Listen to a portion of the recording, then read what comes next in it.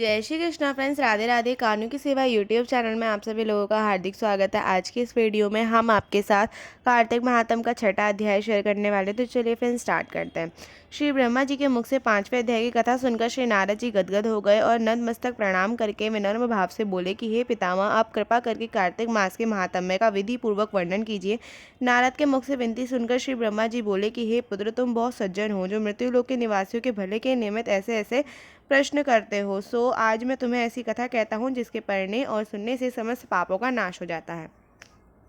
सूत जी निमिषारण तीर्थ पर समस्त ऋषि मुनियों से बोले कि तब नारद जी से ब्रह्मा जी ने कहा कि हे नारद, साधु संतों का सत्संग अति पावन और दुर्लभ होता है। ये संसारिक भय को दूर कर देता है और ज्ञानी ध्यानियों को मोक्ष प्रदान करता है। जिसकी जैसी कामना होती है उसकी कामना को पूरी कर देता है। जिस प्रकार श्री गंगा जी पापों को धो देती है और सूर्य पापों को भस्म कर देता है, जिस प्रकार चंद्रमा ताप को दूर कर देता है और कल्प वृक्ष दरिद्रता को नष्ट कर देता है, उसी प्रकार सत समागम पाप ताप तथा दीनता तीनों को ही नष्ट कर देती है। साधु समागम आधा क्षण भी मोक्ष प्रदान करने वाला होता है। इतनी बात सुनकर तमाम ऋषि और मुनियों ने कहा कि हे सूत जी, आप कृपा करके कार्तिक मास के महात्म्य का इतिहास तथा प्रसंग सुनाने की कृपा कीजिए।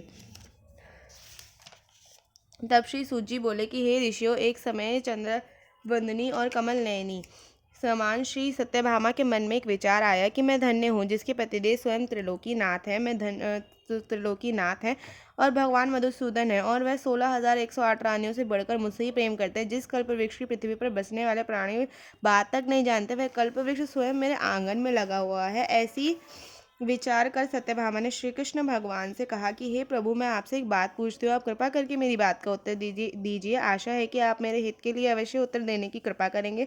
सत्यभामा की यह बात सुनकर भगवान श्री कृष्ण चंद्र सत्यभामा का हाथ पकड़कर कल्प वृक्ष के नीचे लिवा ले गए और बात छेड़कर बोले कि हे प्रिय, सब रानियों में तुम्हें ही अति प्रिय समझता हूँ। हे सत्यभामे, मैंने तुम्हारे स्नेह के वश मैंने सूर्यराज इंद्र से विरोध करके यह कल्प वृक्ष तुम्हारे आंगन में लगवाया है। मैं तुम्हारे लिए ना देने वाली अदय वस्तु भी ला सकता हूँ और अकथ्यत अर्थात ना कहने वाली बात भी कह सकता हूँ।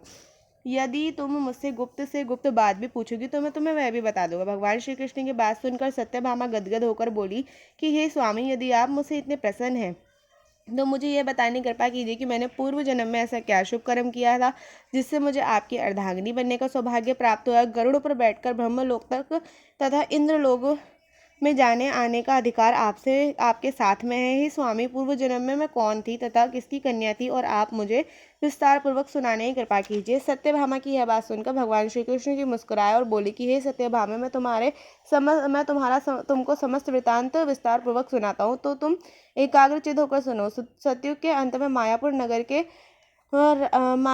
नगर के अत्रि कुल में एक देव शर्मा नामक 4 वेद, 6 शास्त्रों तथा 18 पुराणों का ज्ञाता ब्राह्मण रहता था। वह श्री सूर्य नारायण का अनन्य भक्त था। रात दिन अतिथियों की सेवा में लगा रहता था। उसकी कोई संतान नहीं थी। फिर बड़ी आयु में कन्या हुई जिसका नाम गुणवती रखा।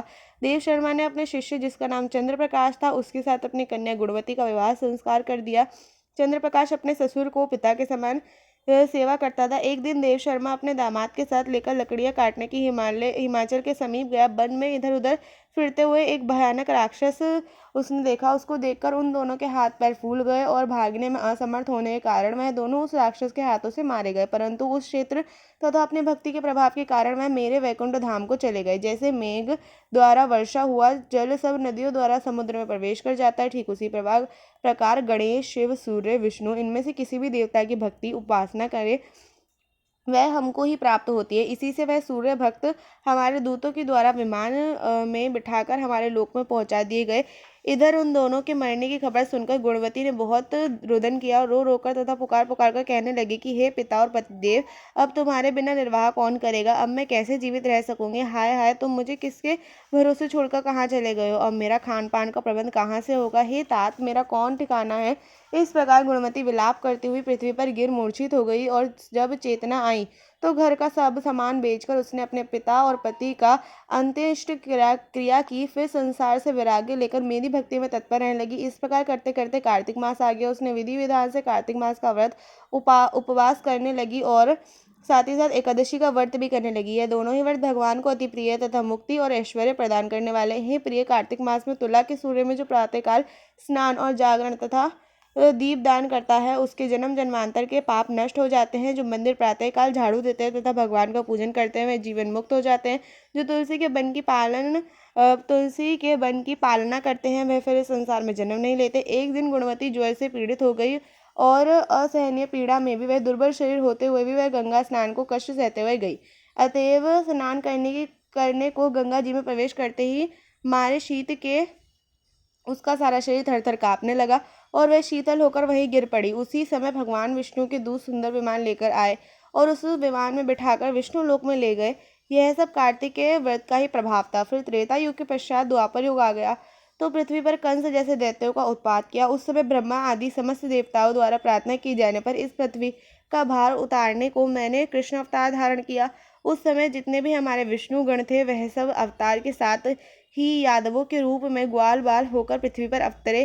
देव शर्मा जो तुम्हारा पिता था और वह भी पृथ्वी पर अवतरित हुआ तो इस जन्म में देव शर्मा का नाम शात्रजीत हुआ और चंद्र प्रकाश शर्मा पृथ्वी पर जन्म धारण करके इस जन्म में अक्रूर जी हुए। तुम उस जन्म में गुणवती थी और अब तुम्हें इस पृथ्वी पर जन्म धारण कर सत्यभामा हुई हो। कार्तिक के व्रत के प्रभाव से ही तुम हमारी प्रिय हो। तुमने आजन्म तुलसी के वृक्ष को सींचकर उसका पालन किया, इससे तुम्हारे आंगन में कल्प वृक्ष है। और कार्तिक मास में जो तुमने दीपदान किया इसी से तुम्हारे घर में लक्ष्मी का प्रकाश है।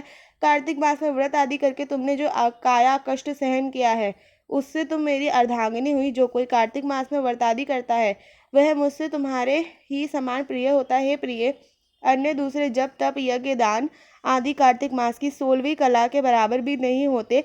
इति 6वां अध्याय संपूर्ण। फ्रेंड्स, चैनल पर प्लेलिस्ट अपलोडेड है कार्तिक महात्म की, तो आप चैनल पे जाके भी चेकआउट कर सकते हैं। वीडियो अच्छी लगी हो तो वीडियो को लाइक करें, चैनल को सब्सक्राइब करना ना भूलें, फ्रेंड्स एंड फैमिली के साथ शेयर करें।